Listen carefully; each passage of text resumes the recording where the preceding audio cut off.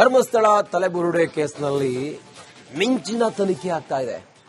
ಈ ಪ್ರಕರಣದಲ್ಲಿ ಎಸ್ಐಟಿ ಅಧಿಕಾರಿಗಳು ಆನ್ ಗ್ರೌಂಡ್ ನಲ್ಲಿ ಯಾರು ಅಲ್ಲಿ ಶವವನ್ನ ಹೂತಿಟ್ಟಿದ್ದಾನೆ, ಆ ಸ್ಥಳವೂ ಸೇರಿದಂತೆ ಅದೆಲ್ಲದರ ಸಂಪೂರ್ಣ ತನಿಖೆಯನ್ನು ಮಾಡ್ತಾ ಇದ್ದಾರೆ. ನಿಷ್ಪಕ್ಷಪಾತವಾದ ತನಿಖೆಯಲ್ಲಿ ನಡೀತಾ ಇದೆ. ಯಾರೇ ಪ್ರಭಾವಿಗಳಿದ್ರೂ ಕೂಡ ಯಾವುದನ್ನು ಕೂಡ ಲೆಕ್ಕಕ್ಕೆ ತೆಗೆದುಕೊಳ್ಳದೆ ಹಿರಿಯ ಅಧಿಕಾರಿಗಳು ಅಲ್ಲಿ ಹೋಗಿ ಎಲ್ಲವನ್ನು ಕೂಡ ಪರಿಶೀಲನೆ ಮಾಡ್ತಾ ಇದ್ದಾರೆ. 2 ದಿನದಿಂದ ನಿಗೂಢ ವ್ಯಕ್ತಿಗೆ ನಿರಂತರವಾಗಿ ಆತನನ್ನ ಡ್ರಿಲ್ ಮಾಡ್ತಾ ಇದ್ದಾರೆ. ಇವತ್ತಾದರೂ ಕೂಡ ಆತ ಹೇಳುವಂತ ರಹಸ್ಯದಿಂದಾಗಿ ಈ ಪ್ರಕರಣಕ್ಕೆ ಒಂದು ತಾರ್ಕಿಕ ಅಂತ್ಯ ಅಥವಾ ಈ ಪ್ರಕರಣದ ಹಾದಿ ಬದಲಾಗುತ್ತಾ?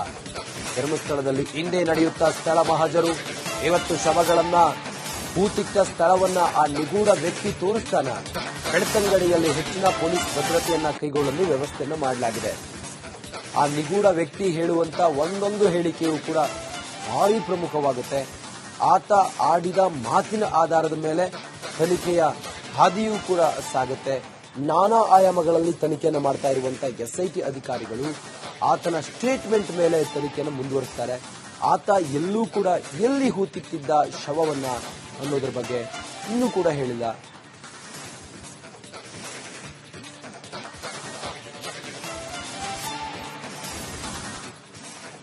ಅಷ್ಟಕ್ಕೂ ನಿನ್ನೆ ನಿಗೂಢ ವ್ಯಕ್ತಿಯ ವಿಚಾರಣೆ ಹೇಗಿತ್ತು? ಹಾಗಾದ್ರೆ ಮೊನ್ನೆ 8 ಗಂಟೆ ವಿಚಾರಣೆ ಮಾಡಿದ್ರು, ನಿನ್ನೆ ಕೂಡ ಗಂಟೆಗಟ್ಟಲೆ ವಿಚಾರಣೆಯನ್ನ ಮಾಡಿದ್ರು. ನಿನ್ನೆ ಹೇಗಿತ್ತು? ಅನಾಮಿಕ ಎಸ್ಐಟಿ ಅಧಿಕಾರಿಗಳು ಕೇಳಿದ ಪ್ರಶ್ನೆಗಳಿಗೆ ಏನೇನು ಉತ್ತರ ಕೊಟ್ಟ, ಏನೇನು ಪ್ರಶ್ನೆ ಕೇಳಿದ್ರು, ಈ ಕುರಿತಾಗಿ ಒಂದು ಡಿಟೇಲ್ ವರದಿ ಇಲ್ಲಿದೆ ನೋಡಿ.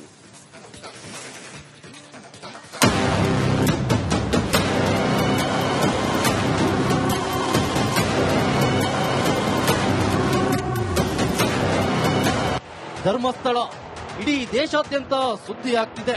100 ಶವಗಳನ್ನ ಊತಿರೋದಾಗಿ ಅನಾಮಿಕ ಕೊಟ್ಟ ದೂರು ಸಂಚಲನವನ್ನೇ ಸೃಷ್ಟಿಸಿದೆ. ತಲೆಬುರುಡೆ ರಹಸ್ಯವನ್ನ ಭೇದಿಸುವುದಾಗಿ ಎಸ್ಐಟಿ ಪಣ ತೊಟ್ಟಿದೆ. 2 ದಿನಗಳಿಂದ ನಿಗೂಢ ವ್ಯಕ್ತಿಗೆ ಪ್ರಶ್ನೆಗಳ ಸುರಿಮಳೆಯನ್ನೇ ಸುರಿಸುತ್ತಿದೆ. ಎಸ್ಐಟಿ ಮುಂದೆ ಸತ್ಯ ಬಾಯ್ಬಿಟ್ನ ಅನಾಮಿಕ. ಬಯಲಾಗುತ್ತಾ ಧರ್ಮಸ್ಥಳ ತಲೆಬುರುಡೆ ರಹಸ್ಯ. ಧರ್ಮಸ್ಥಳದಲ್ಲಿ 100 ಶವಗಳನ್ನ ಊತಿರೋದಾಗಿ ದೂರು ನೀಡಿದ್ದ ನಿಗೂಢ ವ್ಯಕ್ತಿಯನ್ನ ನಿನ್ನೆ ಇಡೀ ದಿನ ಎಸ್ಐಟಿ ಅಧಿಕಾರಿಗಳು ವಿಚಾರಣೆ ನಡೆಸಿದ್ರು. ಖುದ್ದು ಎಸ್ಐಟಿ ಮುಖ್ಯಸ್ಥ ಪ್ರಣಬ್ ಮೊಹಂತಿಯವರೇ ಅನಾಮಿಕನ ವಿಚಾರಣೆ ಮಾಡಿದ್ರು.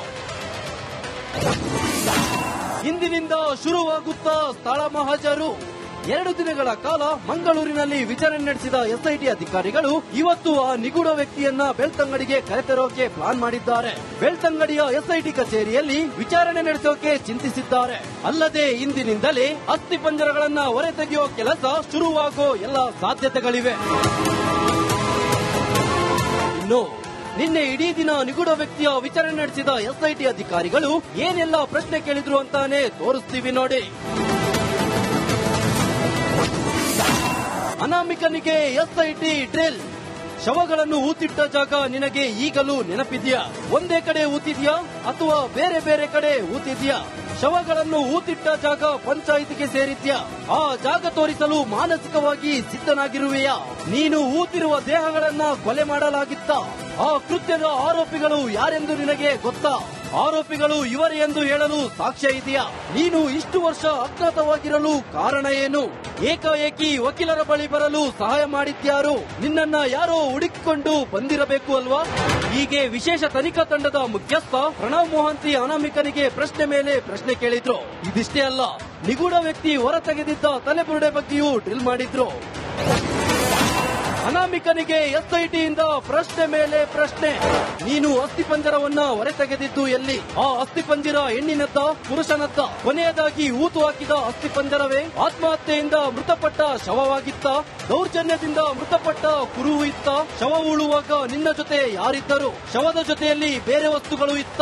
ಎಷ್ಟು ಗಂಟೆಗೆ ಅಸ್ಥಿಪಂಜರ ಹೊರತೆಗೆಯಲಾಗಿತ್ತು? ಅಸ್ಥಿಪಂಜರ ಹೊರತೆಗೆಯುವಾಗ ನಿನ್ನ ಜೊತೆ ಯಾರಿದ್ರು? ತಲೆಬುರುಡೆಯ ವಿಡಿಯೋ ಮಾಡಿದ್ದು ಯಾರು? ಹೀಗೆ ಸಾಲು ಸಾಲು ಪ್ರಶ್ನೆಗಳನ್ನ ಕೇಳಿದ ಎಸ್ಐಟಿ ಮುಖ್ಯಸ್ಥ ಪ್ರಣಬ್ ಮೊಹಂತಿ ಎಲ್ಲದಕ್ಕೂ ಅನಾಮಿಕನಿಂದ ಉತ್ತರ ಪಡೆದ್ರು. ನಿನ್ನ ಹಿಂದೆ ಯಾರಾದ್ರೂ ಒತ್ತಡ ಹಾಕಿ ಹೇಳಿಕೆ ನೀಡಿಸುತ್ತಿದ್ದಾರಾ ಅಂತ ಪ್ರಶ್ನೆ ಮಾಡಿದ್ರು. ಹೀಗೆ ಎಲ್ಲ ಪ್ರಶ್ನೆಗಳಿಗೆ ಉತ್ತರವನ್ನ ಪಡೆದುಕೊಂಡ ಬಳಿಕ ಎಸ್ಐಟಿ ಅಧಿಕಾರಿಗಳು ನಿಗೂಢ ವ್ಯಕ್ತಿಯನ್ನ ವಶಕ್ಕೆ ಪಡೆಯಲಿದ್ದಾರೆ. ನಂತರ ಊತು ಹಾಕಿರೋ ಜಾಗಕ್ಕೆ ಅನಾಮಿಕನನ್ನ ಕರೆದೊಯ್ದು ಶವಗಳನ್ನ ಹೊರತೆಗೆಯುತ್ತಾರೆ. ಒಂದು ವೇಳೆ ತಲೆಬುರುಡೆ ಸಿಕ್ಕಿದ್ದೆ ಆದ್ರೆ ಧರ್ಮಸ್ಥಳ ತಲೆಬುರುಡೆ ಕೇಸ್ನ ಅಸಲಿ ತನಿಖೆ ಶುರುವಾಗೋದೇ ಅಲ್ಲಿಂದ. Bureau report, republic Kannada.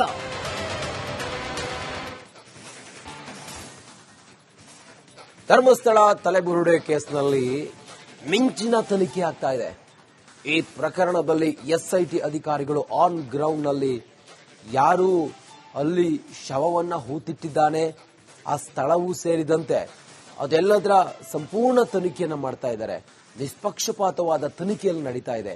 ಯಾರೇ ಪ್ರಭಾವಿಗಳಿದ್ರೂ ಕೂಡ ಯಾವುದನ್ನು ಕೂಡ ಲೆಕ್ಕಕ್ಕೆ ತೆಗೆದುಕೊಳ್ಳದೆ ಹಿರಿಯ ಅಧಿಕಾರಿಗಳು ಅಲ್ಲಿ ಹೋಗಿ ಎಲ್ಲವನ್ನು ಕೂಡ ಪರಿಶೀಲನೆ ಮಾಡ್ತಾ ಇದ್ದಾರೆ. 2 ದಿನದಿಂದ ನಿಗೂಢ ವ್ಯಕ್ತಿಗೆ ನಿರಂತರವಾಗಿ ಆತನನ್ನ ಡ್ರಿಲ್ ಮಾಡ್ತಾ ಇದ್ದಾರೆ. ಇವತ್ತಾದರೂ ಕೂಡ ಆತ ಹೇಳುವಂತ ರಹಸ್ಯದಿಂದಾಗಿ ಈ ಪ್ರಕರಣಕ್ಕೆ ಒಂದು ತಾರ್ಕಿಕ ಅಂತ್ಯ ಅಥವಾ ಈ ಪ್ರಕರಣದ ಹಾದಿ ಬದಲಾಗುತ್ತಾ?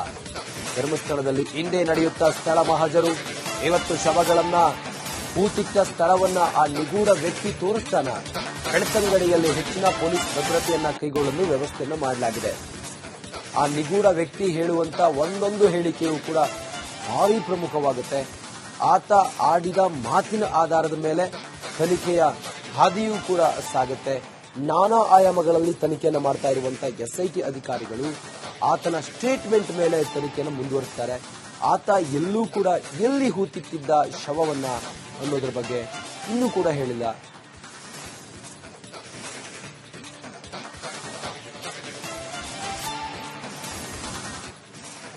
ಅಷ್ಟಕ್ಕೂ ನಿನ್ನೆ ನಿಗೂಢ ವ್ಯಕ್ತಿಯ ವಿಚಾರಣೆ ಹೇಗಿತ್ತು? ಹಾಗಾದ್ರೆ ಮೊನ್ನೆ 8 ಗಂಟೆ ವಿಚಾರಣೆ ಮಾಡಿದ್ರು, ನಿನ್ನೆ ಕೂಡ ಗಂಟೆಗಟ್ಟಲೆ ವಿಚಾರಣೆಯನ್ನ ಮಾಡಿದ್ರು. ನಿನ್ನೆ ಹೇಗಿತ್ತು?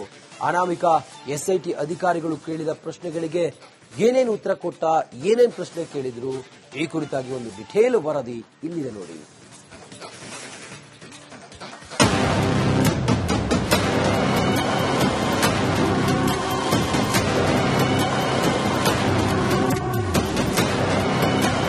ಧರ್ಮಸ್ಥಳ ಇಡೀ ದೇಶಾದ್ಯಂತ ಸುದ್ದಿ ಆಗ್ತಿದೆ.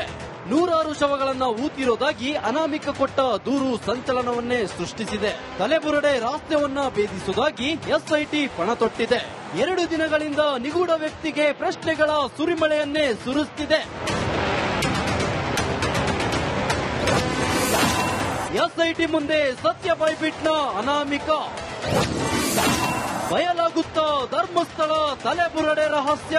ಧರ್ಮಸ್ಥಳದಲ್ಲಿ 100 ಶವಗಳನ್ನ ಊತಿರೋದಾಗಿ ದೂರು ನೀಡಿದ್ದ ನಿಗೂಢ ವ್ಯಕ್ತಿಯನ್ನ ನಿನ್ನೆ ಇಡೀ ದಿನ ಎಸ್ಐಟಿ ಅಧಿಕಾರಿಗಳು ವಿಚಾರಣೆ ನಡೆಸಿದ್ರು. ಖುದ್ದು ಎಸ್ಐಟಿ ಮುಖ್ಯಸ್ಥ ಪ್ರಣಬ್ ಮೋಹಂತಿ ಅವರೇ ಅನಾಮಿಕನ ವಿಚಾರಣೆ ಮಾಡಿದ್ರು.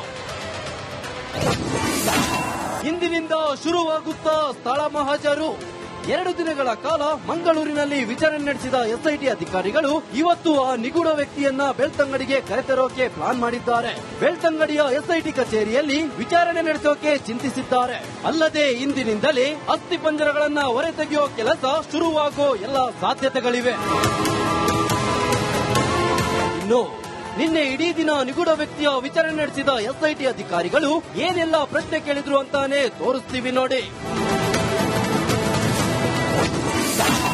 ಅನಾಮಿಕನಿಗೆ ಎಸ್ಐಟಿ ಡ್ರಿಲ್. ಶವಗಳನ್ನು ಊತಿಟ್ಟ ಜಾಗ ನಿನಗೆ ಈಗಲೂ ನೆನಪಿದ್ಯಾ? ಒಂದೇ ಕಡೆ ಊತಿದ್ಯಾ ಅಥವಾ ಬೇರೆ ಬೇರೆ ಕಡೆ ಊತಿದ್ಯಾ? ಶವಗಳನ್ನು ಊತಿಟ್ಟ ಜಾಗ ಪಂಚಾಯಿತಿಗೆ ಸೇರಿದ್ಯಾ?